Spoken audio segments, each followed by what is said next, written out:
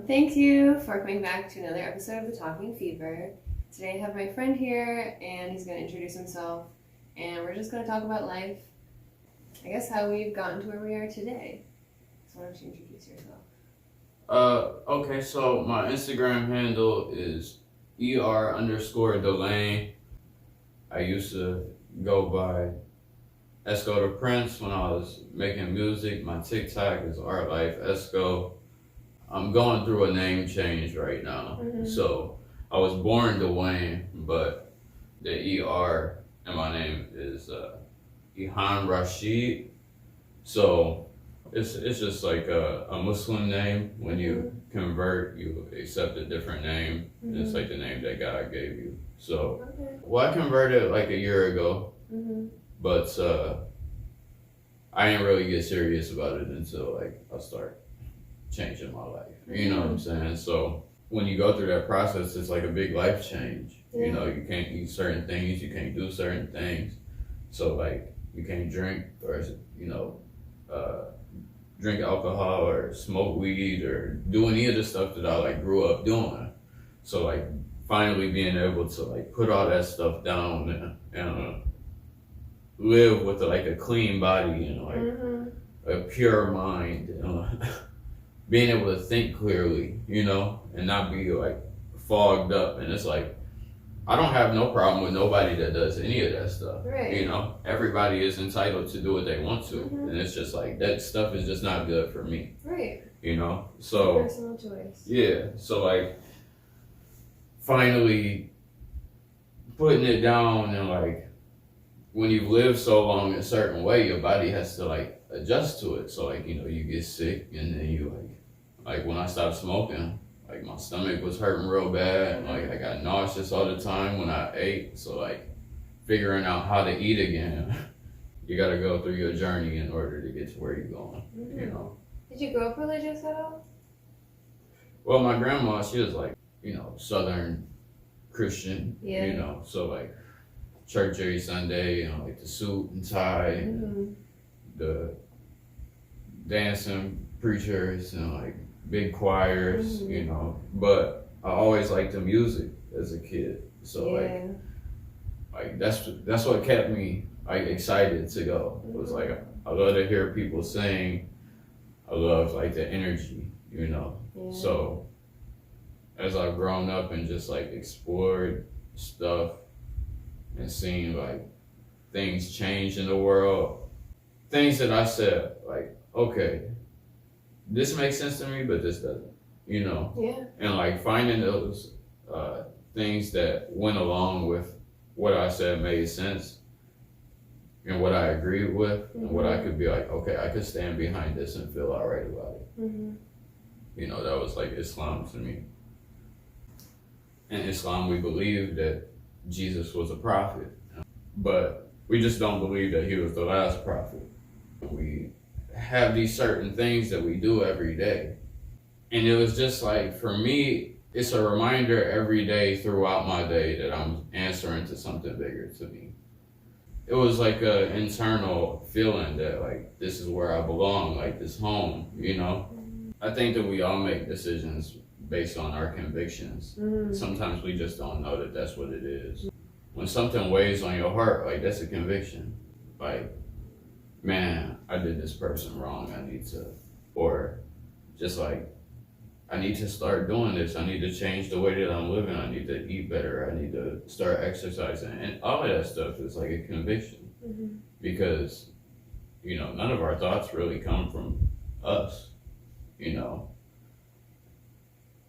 That's why I'm like careful about like my ideas, because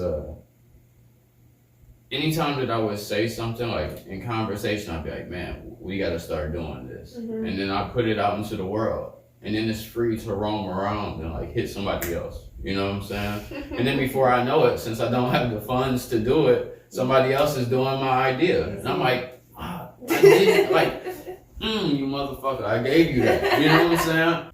Because I swear it's happened so many times that that's really what made me come to the like realization that like,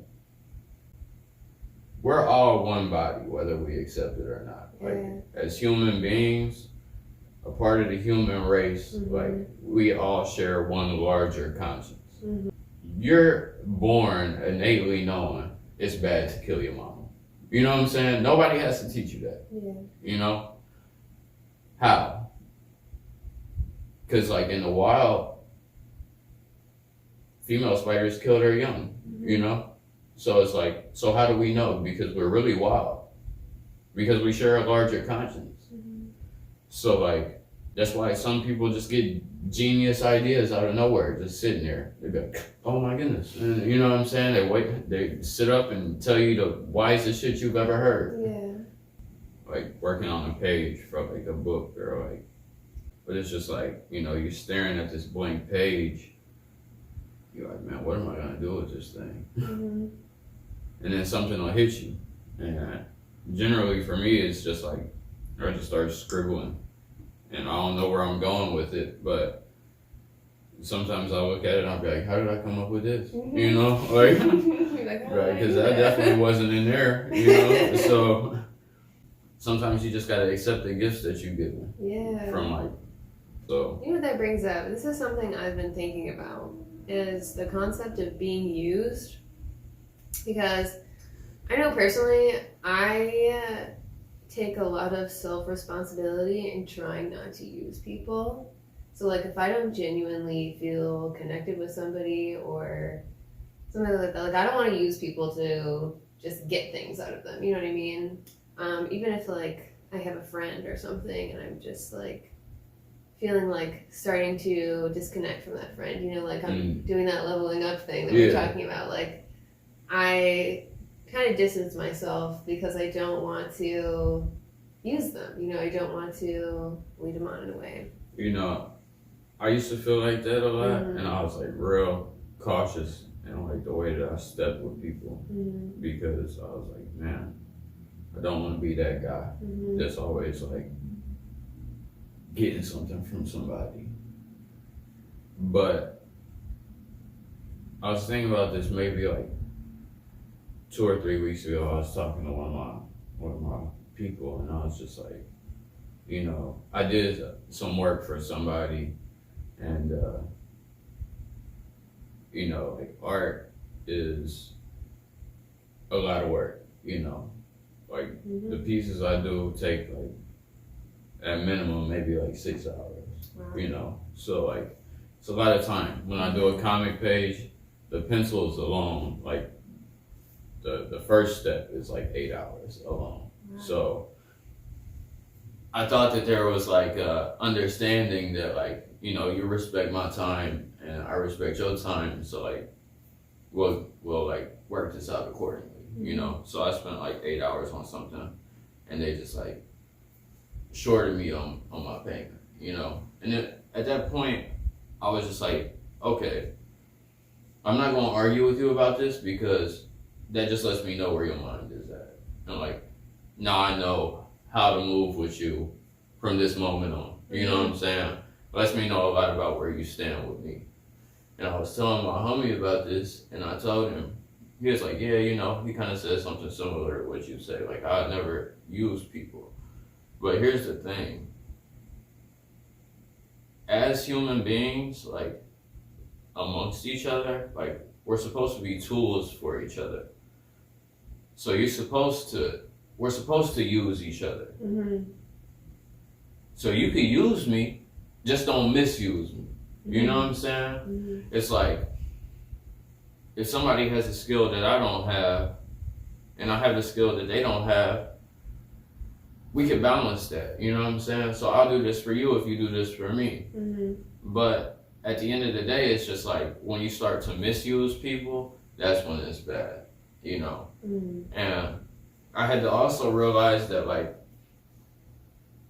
when somebody offers something, like, it's not using them, you know? And it's okay to, like, accept that. They might be convicted to help you. And then you like, oh no, you know what I'm saying? So now you're denying something bigger than what they are. You know? So once I start to accept that and realize that, like, it started to open more doors for me. I'm really glad you said that, because, right, not wanting to use people, But I've come to this realization that there's a difference between using people and being used by God. Mm-hmm. Under the vein of being used by God, or the universe, whatever.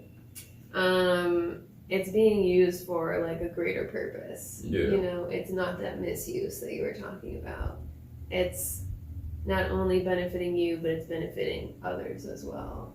Yeah. And it's helping you get to that maybe next step that you're trying to reach, or the next step that other person or people are trying to reach. Yeah, because my reach only goes so far. Mm-hmm. Your reach only goes so far. Mm-hmm. But when we link up with people, that's double what we could do. Mm-hmm. And now in this era of social media, it's like if you put the right things in and you promote it the right way, you do it. It expands your reach even farther than that, Yeah.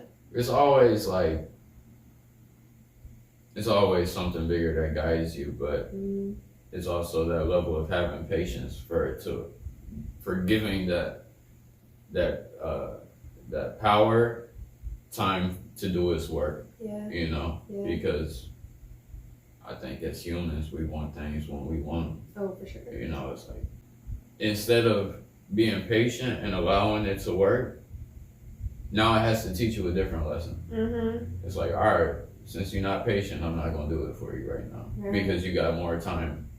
You got other things you need to know. Yeah, because if I give you this right now, and you have the mindset that you have right now, you might fuck it up. Yeah. You know what I mean? Mm-hmm. And God won't give you things if you're not ready for it. Mm-hmm. And it's a hard reality to accept sometimes, but like I was saying earlier, once you start to accept that and be grateful for what you have right now, you start to see that you get more. And I told somebody the other day, I said, I don't have everything that I want, but I want everything that I have. Mm-hmm. So. And because I know I feel this way about my life. So one thing is like a really big thing is not worrying, right? Like we were talking about anxiety earlier, but it's not worrying about how things are going to get done. Like I've been in this apartment here with no money, not heavy job for like 2 months, struggling, like crying on the floor. And I'm still just like, I'm praying about it every day. Like, I know this is going to be okay. Things are going to work out. And just like trying not to make it worse than it needs to be, and like trusting that I will have everything that I need. And I always have, even if I don't have what I want, I always get what I need. Even if I don't even have that much left over, it's just enough. Yeah. It's crazy how it works out. Yeah. But, sometimes tears is the best prayer, Mm-hmm. And it's like, there's no right way to communicate with, the universe or God or whatever you call it, I think the only right way is just to be honest. Yeah. Even if it's not that nice, even if you maybe are wishing terrible things to happen to somebody, being honest about it is still the best way to go. Yeah. Because at least it'll release something in you. Yeah. To be genuine is to be honest and genuine is like a superpower in itself now. Mm-hmm. Because we've been taught that this is how you're supposed to act and this is what's cool and this is, I don't want to get to know somebody for who they want me to think is cool. Yeah. Because now I don't know where you stand and I don't know how to take you really. Mm-hmm. And it's just like, but if you're honest with me all the time, you show me who you are for real, it's like, then we can develop something that's deeper than something surface level. Right. Because you said something very early on that I wanted to bring up, and I'm really proud of myself for remembering it. But it was in the very beginning, we were talking about religion. You said that you knew there were things that felt right and made sense to you, and there were things that weren't. Mm-hmm. Like growing up as a kid in church. Mm-hmm. And I also grew up in a Christian family, Baptist Christian. So that is exactly how I felt in church. Like there were some parts of the Bible that I was like, yeah, this makes sense. This sounds right. And then other parts that I was like, this is a guy wrote this. Yeah. He slipped that in there somewhere, Now, I want to end on some good advice.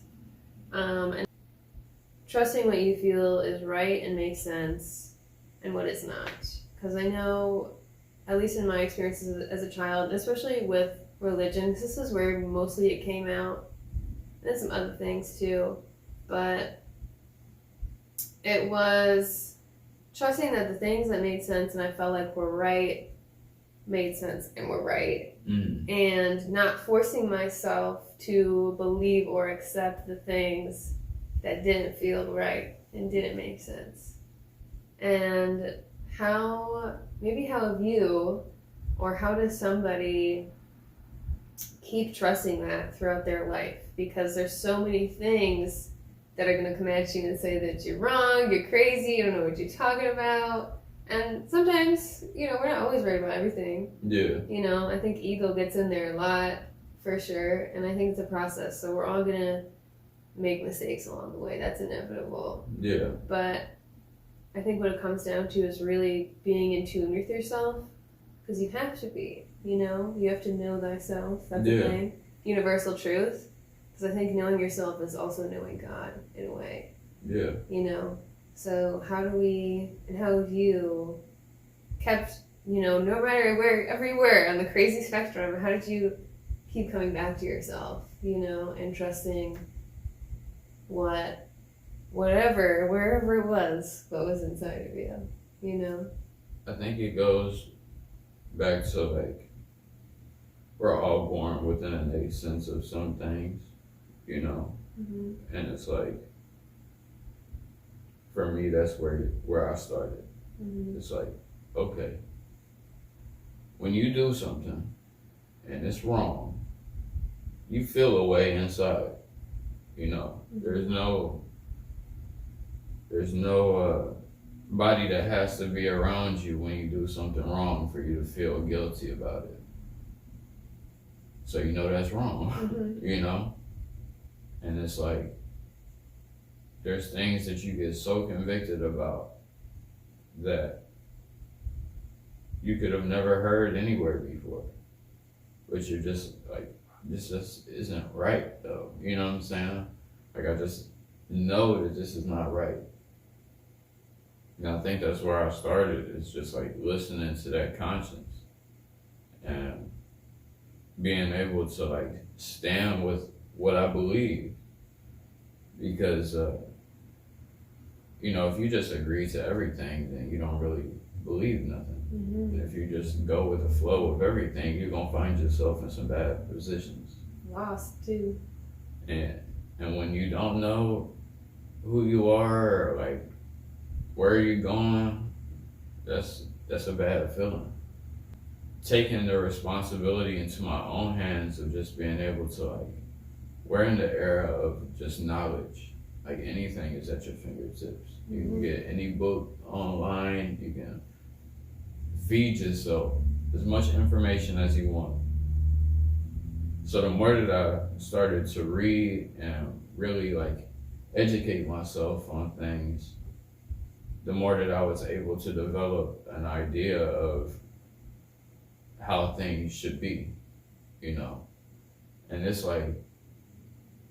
deeper than religion, and I started to ask myself, how do I feel about this, and why though? Why do I feel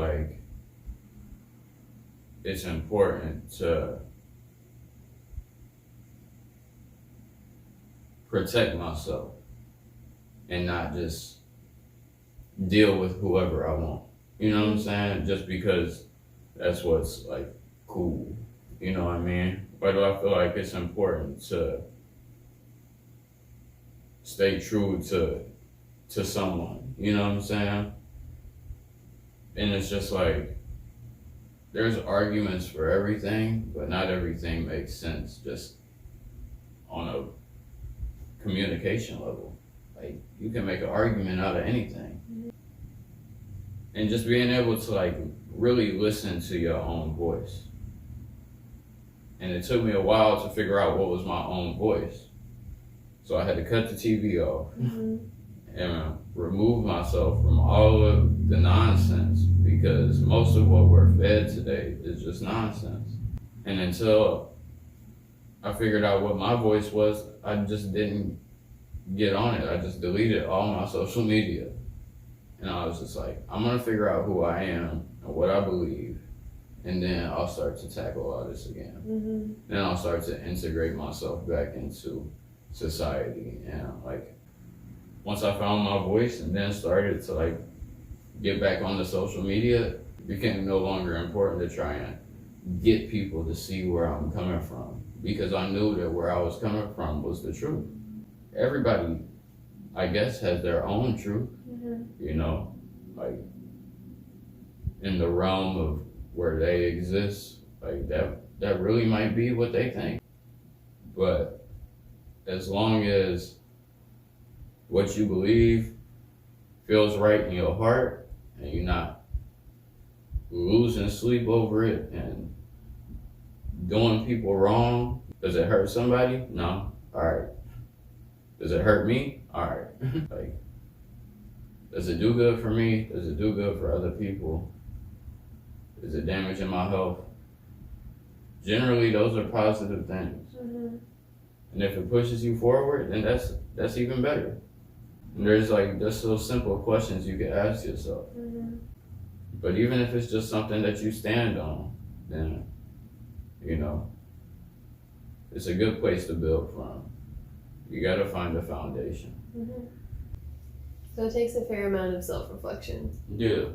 For sure. If you don't look at yourself, then you're gonna just be lost. And you're gonna build yourself up with the ideas that other people give you. Then you never really gonna know who you are. So you gotta figure that out. Even the people who are like built up by other people and just like, oh, they're prodigies and since 3 years old they've been pushed to do this. Those people might be successful and rich, but they don't know who they are. A lot of them are miserable. And it's just like, that just doesn't seem like what I think that's like the biggest key to success in anything in life, is you got to know who you are and you got to know where you stand.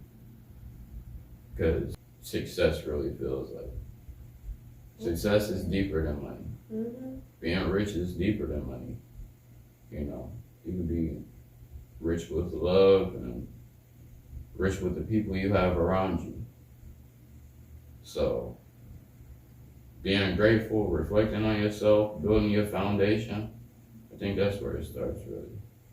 And I want to say something about forgiveness, because I think in any spirituality, like forgiveness is a big ticket item, you know? And I think the thing about forgiveness is, you know, we know that it kind of sets you free from feelings, angers. You know, you can forgive somebody and allow them back into your life, or you can forgive somebody and not. Both are valid.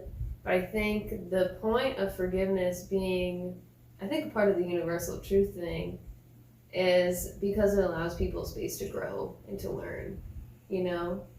And if you don't, you know, if people never forgave you for the mistakes you made, it would have trapped you in this version of yourself that you might not be anymore, but nobody will allow you to be anything else, you know? Yeah.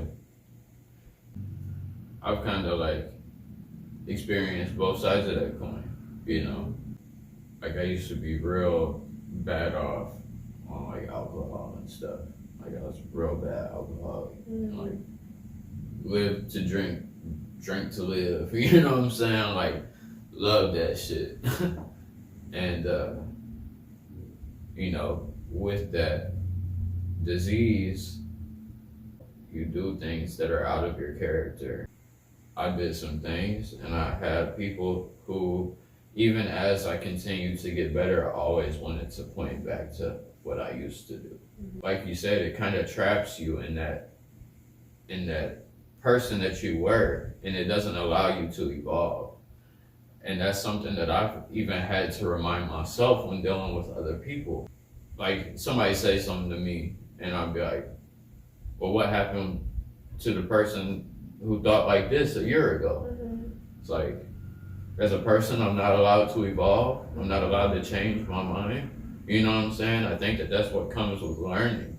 You know, we have a way that we think things are, and then we learn better, so we know better, and we express that, you know? So I've had to remind myself that on the journey. Yeah, you that know? you're allowed to change your mind. Yeah, and that other people are too. You gotta respect where people are at in their journey. Mm-hmm. And you can want better for them, but until they want it for themselves, like, you gotta respect it. Mm-hmm. You know, we can't force people to be something that they don't want to be. Yeah. Because if we start doing that, then that's bad too. You know? Yeah, it is. That's like a slavery in its own right. Yeah. You can't, you know what I'm saying? You jailing somebody in their own mind. Mm-hmm. You limiting the way that they can think. I think that there's just like one way that you deal with people, and it's just like, you just treat people as good as you can.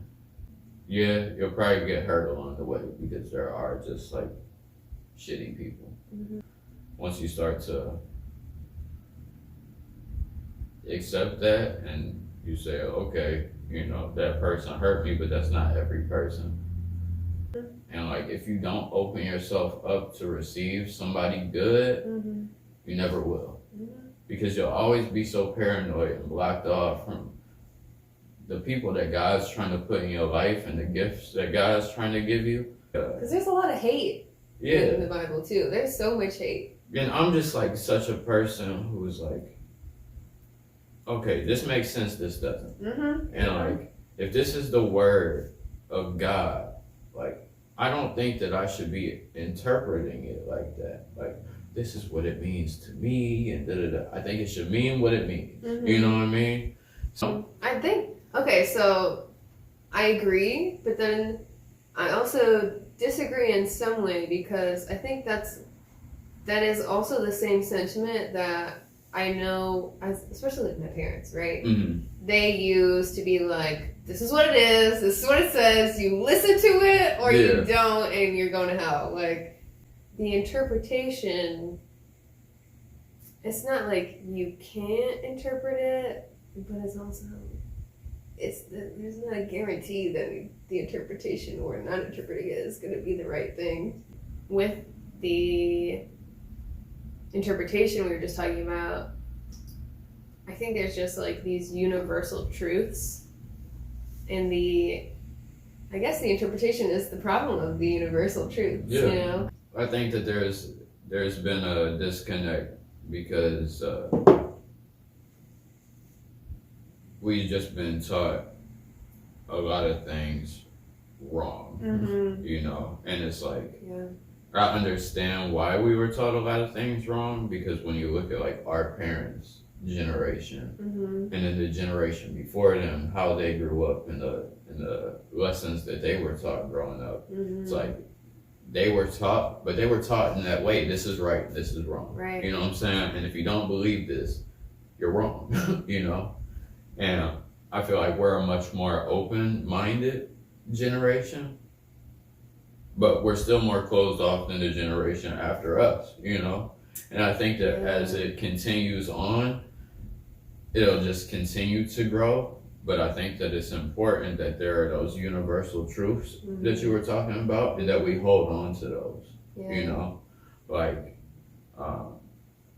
because if we start to stray away from those, then that's when shit just hits the fan. Yeah. You know, we all share the same consciousness as a people and as human beings, because we're all just trying to figure this shit out. Right. And we don't know where it ends, and we don't know what happens after. I have a belief and I have faith that I kind of know what happens after, but that's not even a guarantee, Mm-hmm. you know? Try to live the best that you can, and then as you push on, take it as it comes. Like, don't worry about what's going to happen next year in 2024 or the next presidential election. Who gives a fuck? Mm-hmm. You know what I mean? Because we will destroy each other arguing about dumb shit when we can't even agree on the fact that people should eat, you know? Yeah. Then you can really start Mm-hmm. to grow. because right now, I think just as a society, we're so obsessed with like women are bad, men are bad, and like, I've been hurt by so many people, and okay, I get it, but that's not every person. Mm-hmm. The more that I just try to just let go of shit and say whatever, however this works out, it's gonna work out.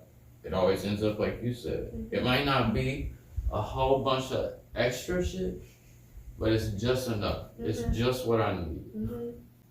I think there's a personal responsibility that comes with dealing with people, because we talked about, you know, responsibility before and like how it can be debilitating. Taking responsibility for your life to be the person who, you know, maybe could use some improvement and changing and growth, but to also be the person that allows people to do that, to be them or to not, to be the person that you like want other people to be. Yeah. You know what I mean? It takes personal responsibility to even avoid being hurt and used by people, because you know better. Yeah. You know? If you don't know better, you're gonna learn. Yeah. And then when you learn, you gotta know better, or it's just gonna keep happening. So you have to take personal responsibility that you know better, even though it might be fun or thrilling, you know, for like a hot moment, it's gonna suck, really, you know, being in certain environments or around certain people or going back and forth with certain people, you know.